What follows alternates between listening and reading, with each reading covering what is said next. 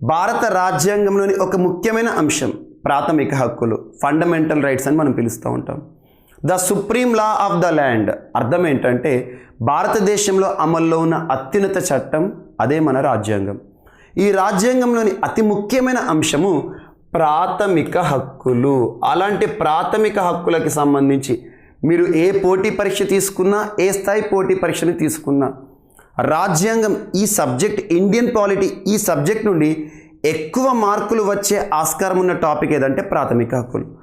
అలాంటి ప్రాథమిక హక్కులకి సంబంధించి మన రాజ్యాంగంలో పార్ట్ 3 ఆఫ్ ఇండియన్ కాన్స్టిట్యూషన్, భారత రాజ్యాంగంలోని భాగము 3 ఆర్టికల్స్ అంటే ప్రకరణలు అంటాం. ఆర్టికల్స్ 12 నుండి 35 వరకు ప్రాథమిక హక్కులకి సంబంధించిన ప్రస్తావన మన రాజ్యాంగంలో చూడడం జరుగుతుంది. ఈ టాపిక్ని నేర్చుకునేటప్పుడు అభ్యర్థులు ముఖ్యంగా వేటిపైన ఫోకస్ చేయాలంటే